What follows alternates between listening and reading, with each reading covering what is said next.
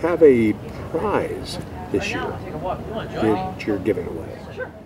The business plan prize. The business plan. And we actually give away a bunch of different prizes. Tell us about that one. We've done business plan competitions for a number of years now. We don't do them quite every year because they are an enormous amount of labor, and we do it with volunteer labor, and you have to be sure you have adequate people because it's not just any volunteers; it's skilled volunteers.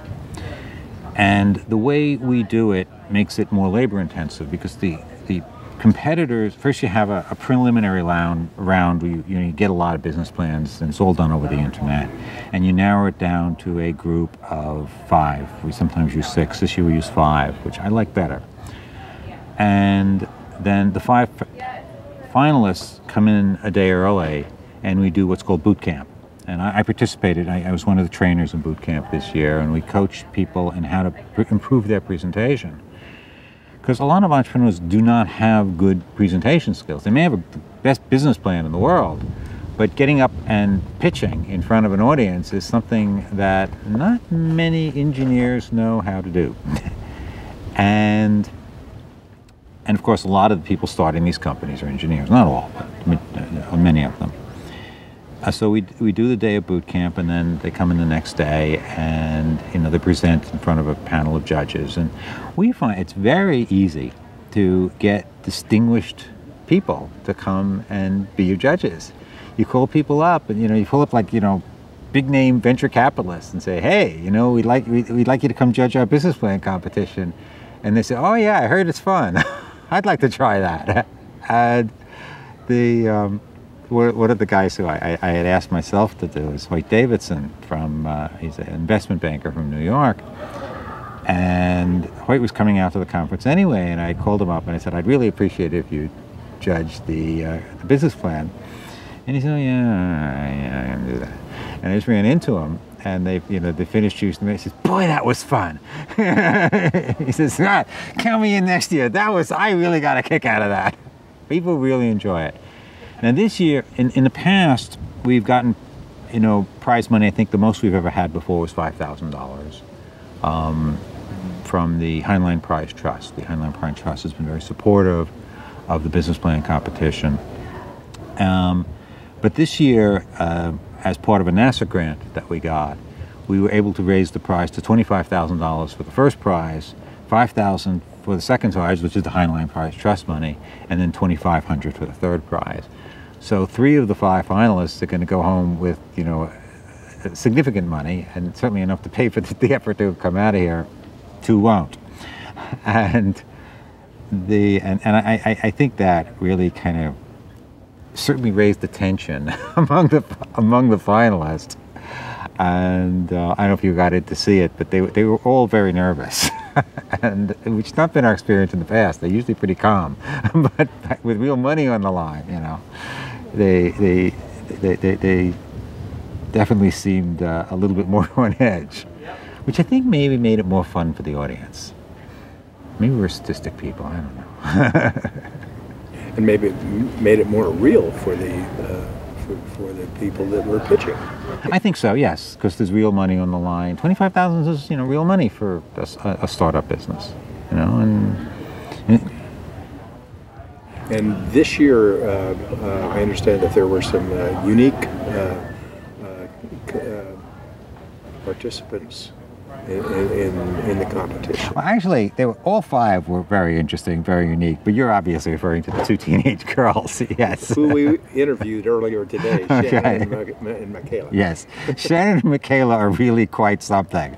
And you were their coach yesterday. Yes, I was their coach yesterday. I was assigned, I told that I was assigned to them as their coach because I have 3 teenage daughters. In fact, my teenage daughters are now 21, 20, and 19, so I'm sort of past that age.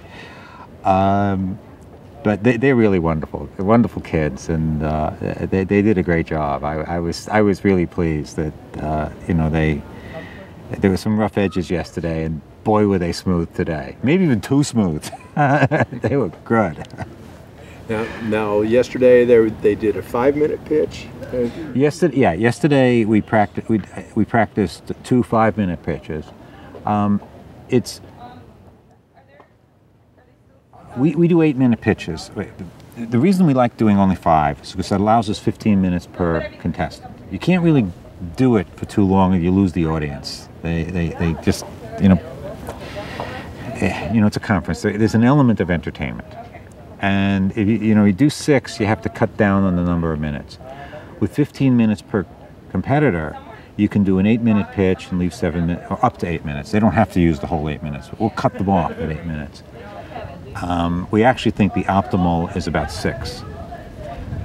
So the pitch should be fairly short, fairly direct, hit the high points, move on. And that leaves more time for questions. I think the Q&A is both more enlightening to the judges and to the audience. And the judges have also, of course, read their business plans. The audience has not. But the judges have had the business plans for a week, and they know a fair amount more than what they heard in just those 8 minutes. So they're able to ask real substantive questions and have a real exchange, and that worked particularly well today. The judges had obviously coordinated some beforehand, and there was a real give and take with some of the competitors, and I thought that worked very well. And of course, the 2 kids did wonderful. They were just great.